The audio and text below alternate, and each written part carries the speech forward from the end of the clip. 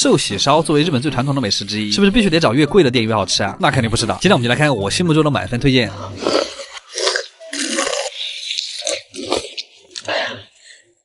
太绝了 ！Hello， 阿基，我是大家好啊！今天又是一个非常阴沉的雨天，但这也跟我们又有什么关系呢？我们今天命中注定要吃寿喜烧。我们今天去的这家店是我在日本能够找到的最老的寿喜烧店，开店日期是1886年，这个真的不是骗人的。150年前别人都在开店了，想一下你还在干嘛？呵呵。すみません。予約はないですけど、今アイデスってありますか？あ、大丈夫ですか？はい、一人です。はい。B， 他家是那种很传统的木头房子，背后是一个设计的很好看的小庭院。这是我们的座位牌，坐的位置就是榻榻米。点菜非常的简单，因为只有2种选择，贵和牛跟便宜和牛。1人份的锅真的很小，服务员先会用牛油刷好锅，然后你把蛋搅匀就可以等着开吃了。我们第一锅先放的是便宜和牛和魔芋丝还有葱跟豆腐，这个锅一烧开就能闻到酱汁的飘香。肉的话，只用煮到2面没有红色就可以吃了。这个魔芋丝的颜色真的好好看，但其实这种稍微带一点红色的也很好吃。好，我们先来一块和牛卷葱，这是我个人非常推荐的一种吃法。真的一定要裹满这个蛋液，如果你不裹满这个蛋液的话，就是你尝不到那个肉的鲜美。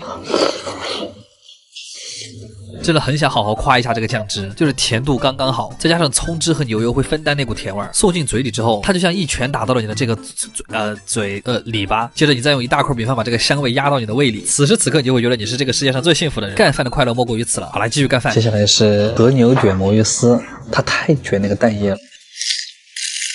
这个魔芋丝就是特别能带汁儿。就像先喝了一口鸡蛋，在蛋液里面又嚼出了爽脆的粉条。下一锅我们又加了一点茼蒿，因为刚才加了茼蒿嘛，所以我又倒了一点酱汁。茼蒿这个东西真的会让整个锅变得清香起来。我们现在来一下贵和牛，这个贵的和牛就是每一张都特别大，然后脂肪更多，再加一点水，和刚才的茼蒿一起揉进蛋液里面，再炫满蛋液提个鲜，就是饭吃。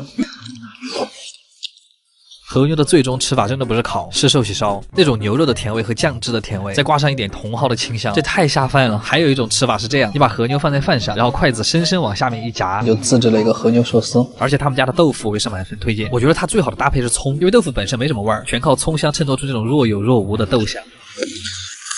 这已经是我第2碗饭了，长胖就是因为这个嘛，无所谓了。阿基推荐指数10分，真的是久违的10分了，而且他们家真的很便宜，一个人也可以炫得很开心，卡玩意儿。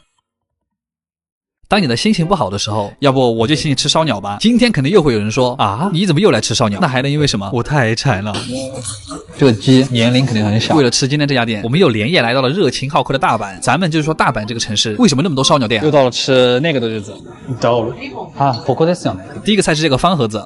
它是一个擦手布，它入口即化，它鲜嫩多汁。这什么啊？无语。哎，废话不多说，我们开始吧。第一个小菜是鱼子鲍鱼，真奢侈。这个是油菜吗？感觉好久没吃到过了。鲍鱼再配上一点鱼子，好腥啊！接着是前菜大拼盘，一碗芥末小鱿鱼，还有一碗像鼻涕一样的透明带鱼，一小碗海胆豆腐脑，居然是甜口的，还有一小块鲷鱼烧。然后我们今天的师傅真的很赶，第一串马上就端上来了，平平无奇的半熟鸡胸肉，却给我们上了一盘印度辣椒粉，这个辣度比六婆变态多了，直冲天灵盖。然后是我们的老朋友鸡肉团子，非常的嚣张，没有任何配菜，但是我一口下去，牙齿都能感受到里面鸡肉的细腻，而且当你慢慢咀嚼它的时候，那个肉汁和孜然香在嘴巴里面反复回旋，里面还有一些脆骨粒，腌制过的肉香会直冲你的鼻腔。这个应该是最近得分最高的一串。下一串是鸡脖子肉，一口下去你就能吃出来这个鸡生前应该经常做脖颈运动，肉嫩爽弹，它像鸡脚筋和鸡腿肉的结合，就是肉中带筋，筋中带肉，让我突然想起了我的初吻啊！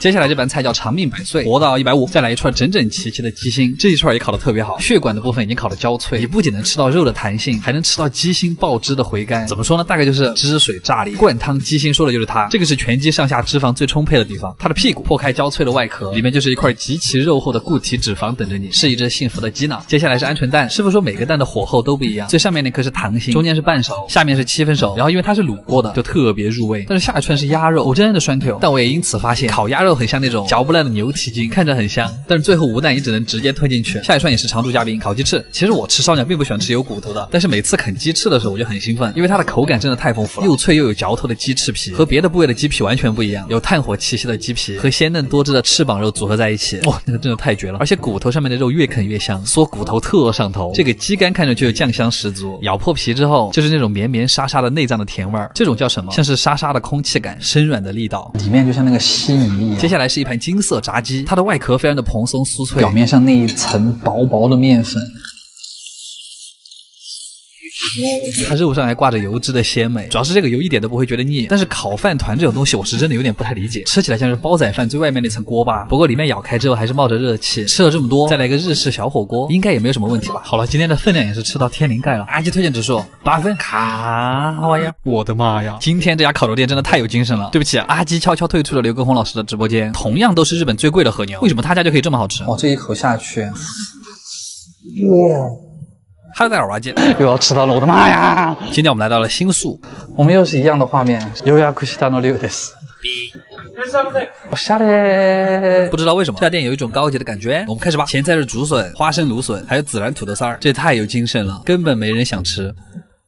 好难吃啊！我们今天直接跳过前菜吧。这是我们今天第一盘烤肉，长条薄切牛舌。它切这么长有个好处，就是可以卷着别的东西吃。这次搭配的是小嫩葱，嫩葱那种细碎的齿感，再配上薄切牛舌那种又软嫩又弹牙的质感，就是不仅嚼起来很开心，而且嫩葱刚好又调淡了牛舌的那股油脂味，好吃。接下来这个是熟悉又陌生的逃不掉的生肉环节，还好只是一块寿司，寿司就会显得生肉合情合理。它是贝柱加上生和牛，还有它的寿司呀。接下来是我们的老朋友横膈膜肉，这个部位还有个叫法叫心头肉。我发现他们家的每一个菜都像一个单独的小摆件。横膈膜肉就是口感特别细腻，它那个柔软程度就像在吃一块肉感十足的棉花，再配上一点他家的秘制柚子酱。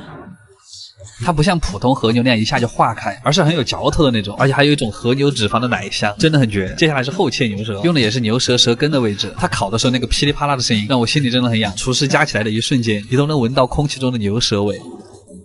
还是怎么做到表皮是脆的，但里面是生软的状态？好肥啊，好爽啊，好香啊！它这个嚼起来就是比内脏要柔软，但又比肥肠有嚼劲。当还在回味这块牛舌的时候，服务员趁我不注意，一盘生肉悄悄端了上来。我发现这种高级烤肉店的套路就是分量不够，生肉来凑，真的是商场如战场。商场我虽然不太懂，但战场我可太熟悉了。昨天我在率土之滨打并州李家的时候，我也是抓住了李家轻敌的心理，派10万无当飞军边用毒箭输出边后退，让李家追击过来。这是我的冀州兄弟再带200万大军和5冲车进攻撞碎并州州府，这心理战打赢他们就是这么容易。好啦，说回刚才这盘生肉，它用的是那种很肥的碎肉，它没有任何的蘸料，就是直接这样吃的。